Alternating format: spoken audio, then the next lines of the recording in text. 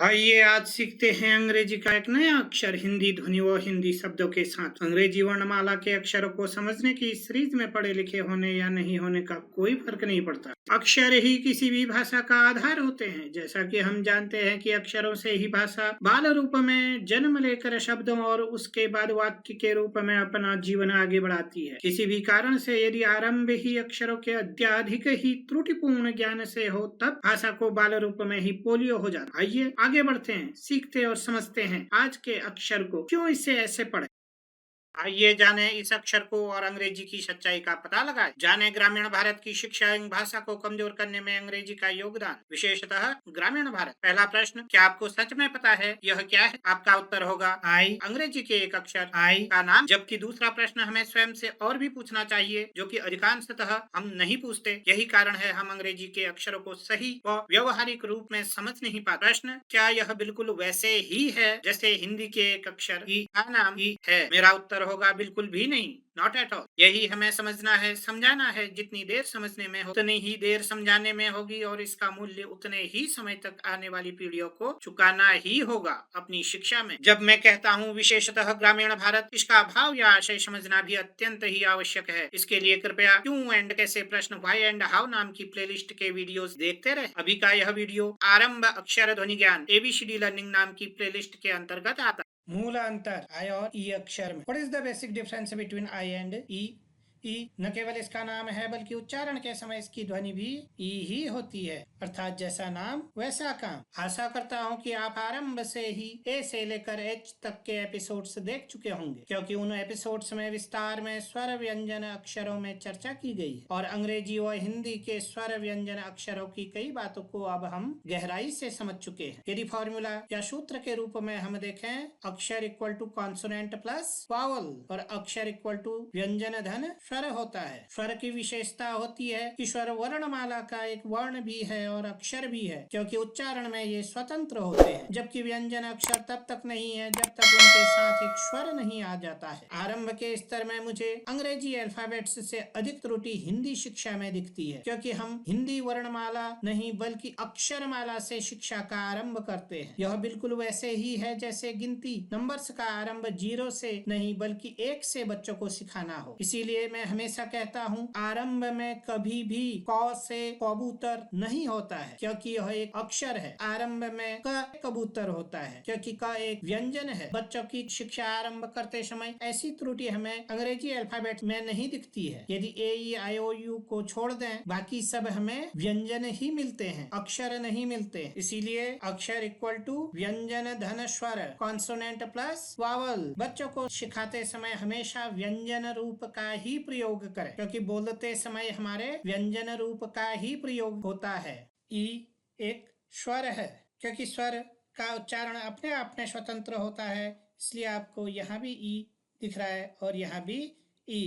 ई ई इमली उच्चारित कैसे करेंगे हम? ई ई इमली। दूसरी ओर आई केवल इसका नाम है, जबकि उच्चारण के समय इसकी ध्वनि ई होती है, अर्थात नाम और काम दोनों में ही भिन्नता है। नाम इसका क्या है?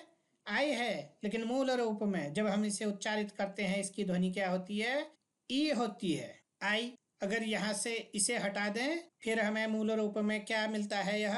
यहाँ भी ई और हिंदी में भी ई ही मिलता है। प्रश्न यह उठता है कि क्यों इसे हम ई बोले न कि आई। यहाँ हम ई से सीधे बोल पा रहे हैं, ई इमली। यदि इसके नाम और काम में अंतर नहीं है, आई से हमें शब्दों में भी सेम ध्वनि मिलनी चाहिए। क्या हम पढ़ सकते हैं आई एन के आयन आयन पढ़ते हैं? क्या हम इसे आयग्लू पढ़ते हैं? नहीं। क्यों नहीं पढ़ते? क्योंकि मूल रूप में आई हमें ई ध्वनि देता है, इसलिए यह क्या है? मूल रूप में ई। ई ई इंक, ई ई इग्लू।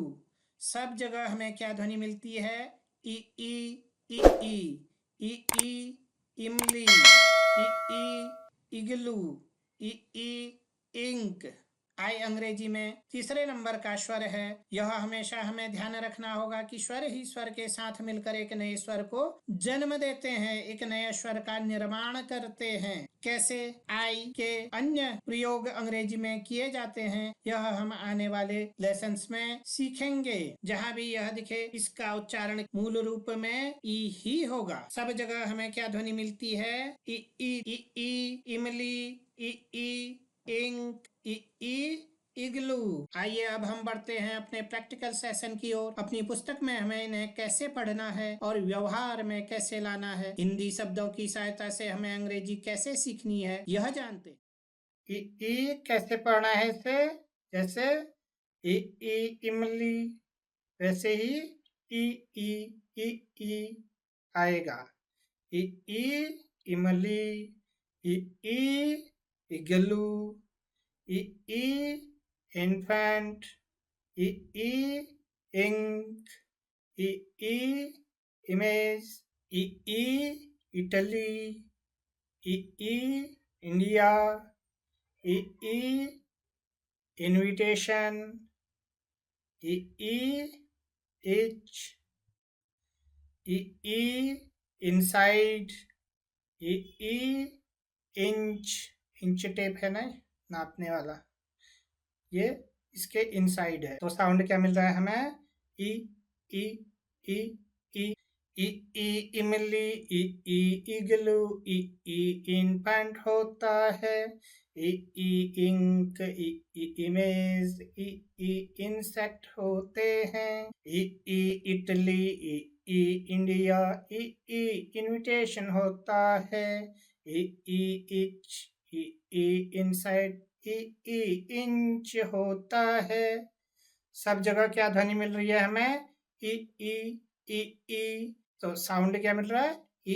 यदि अभी तक भी आपने लाइक और सब्सक्राइब नहीं किया तो लाइक और सब्सक्राइब जरूर करें और लोगों के साथ शेयर करना ना भूलें। मूल शिक्षा के विषयों पर भारतीय ग्रामीण परिदृश्य को समझते हुए वीडियोस बनाने में अत्यधिक श्रम, समय व चिंतन लगता है। आपके द्वारा किया गया लाइक, सब्सक्राइब और शेयर न केवल आपके स्वयं के द्वारा किए जाने वाले रोज के श्रम के प्रति अपितु हमारे द्वारा किए गए श्रम चिंतन के प्रति सम्मान होगा, जिसके लिए आपका हृदय से अभिनंदन किया जाता है। धन्यवाद।